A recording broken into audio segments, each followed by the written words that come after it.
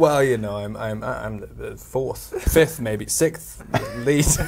Yeah. It's like, you know, even the CGI wolf comes.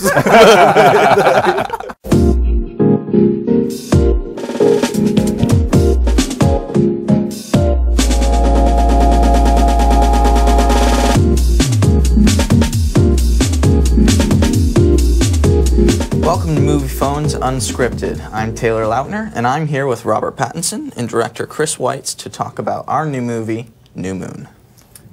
We're going to ask each other some of your questions as well as some of our own. I'll start with the first question. Taylor, this is for you. Would you rather be imprinted on by a werewolf or be a vampire but never find true love? That's obvious. Yeah. Yeah, I'd rather be that's imprinted on by a werewolf. Yeah, you'd never find true love. That would be terribly sad. That would be terribly sad, so I think I would definitely have to go with the first choice, Chris. So would I. Okay, fair enough. I'm glad we're getting to the bottom of this stuff. All right, Robert, this question's for you. New Moon looks more action-packed than Twilight. Were there any injuries on set? I think I was injured. I think you made it very easy for me not to be injured. Thank you. I didn't really We tried to work around your physical incapacities. I think I just kind of walked around, stood around and stuff. You got injured, didn't you? I know Kristen got. Kristen got injured. She injured her little ankle at one point. She did. Yeah, right. Yeah. At the end. My pride was injured several times when like just nobody gave a crap about me. I just wanted to meet you guys. It's not true. It's not true. Unscripted question to Chris Weitz. How was it working with the cast you were given? How was it working with Rob and Kristen and myself? Were we difficult on you? Did we cause you stress? No, not at all. I mean, it was delightful. Part of the reason that I wanted to do this movie was that I really liked the cast when I saw the first film. I thought, these guys are good, I can work with them. And you know, it's really funny because there's this misapprehension, I think, or maybe just other directors act differently, that like, when you're working with actors, it's like me sort of before each take saying, okay, in this one, I want you to do it precisely this way, and you're feeling that, and then you turn and you look there at that moment, you pick this up. Whereas really, like, my job is to kind of let you guys sort of do your thing, because you know your parts. And I just felt I was dealing with real professionals and guys who'd done this before. So, you know, people ask me, oh, what's it like to work with such a young cast? Well, you know, it's nice that you guys are young and have energy, but there's experience there too. And you're all nice guys, and were very welcoming to me, because I was the new kid on the block. I was the NKOTB. No, it was brilliant, actually. It was good fun. Awesome. Taylor, if you could go back in time to right before you were cast as Jacob, what advice would you give yourself? I really don't think there's a way to prepare yourself. It's like giving myself advice for this, you know, before this all started. It's like there's no way to prepare yourself for this phenomenon. Yeah. I don't know. Yeah. I mean, I could have watched. I thought Rob handled himself very well. But I don't think there's a way to prepare yourself. All right, Chris. Which scene were you most looking forward to shoot, and which do you think the fans will enjoy the most? I think I was most looking forward to shooting the sequence in Italy. No disrespect, I know you weren't there, but it's because, you know, we're going to go to Italy. It's the most beautiful country in the world, I think. You know, my wife and I were married there. Oh. We're in this beautiful hilltop town. And I just knew it was going to be big and grand and gorgeous if we could get it right. And at the same time, that was also sort of nerve-wracking, because you've got 1,000 extras and you've got to make it all seem like it's happening at noon. And the eyes of all Twilight fans from continental Europe were on us, because everybody knew it was going to be in Montepulciano. Yeah. And that may be the scene that fans enjoyed the most. If it's not, I don't know, there's a lot of great stuff. There's some lovely stuff with you and Kristen.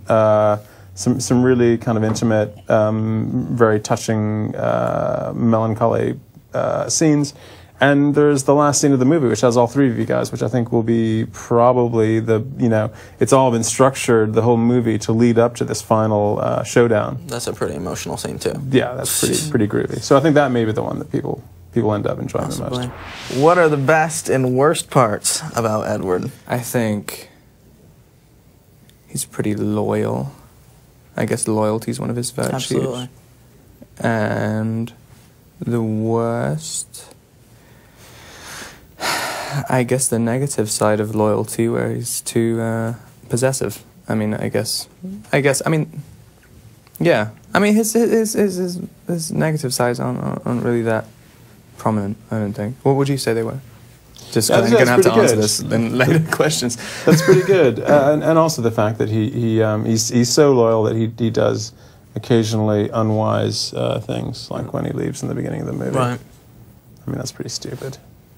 I think I'm going to be killed for that now. Were you nervous about taking on, the having to hold the whole movie, this second one? Because I didn't hold it at all. It's nothing to do with me. No, not my responsibility.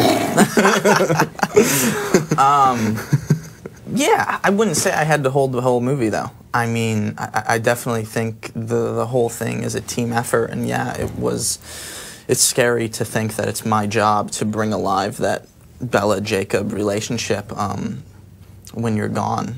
But yeah, I mean, it was a lot easier. It was easy with Kristen. It was easy to bring that relationship alive, and with the help of Chris.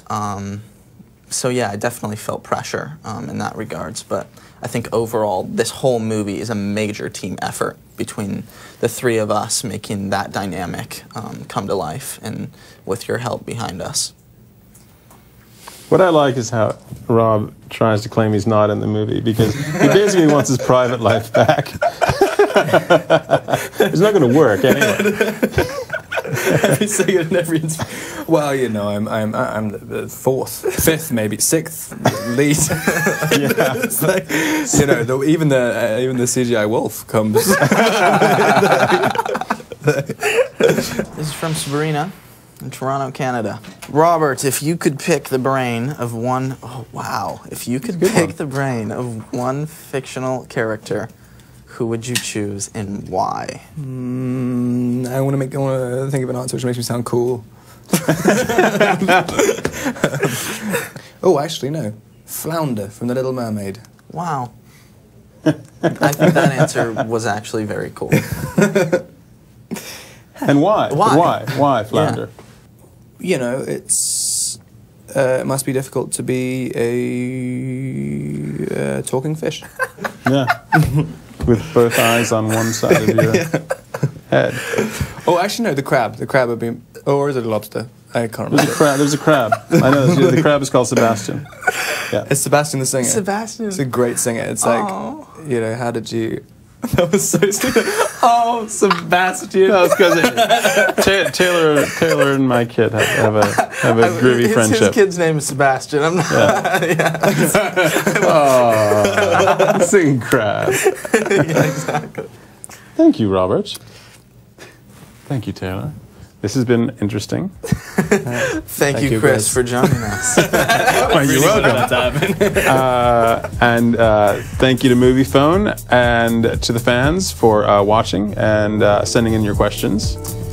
And we got New Moon coming out really soon, November 20th. We had a lot of fun making it and would love for you to watch it. Yes. Yes. I second that. Hey.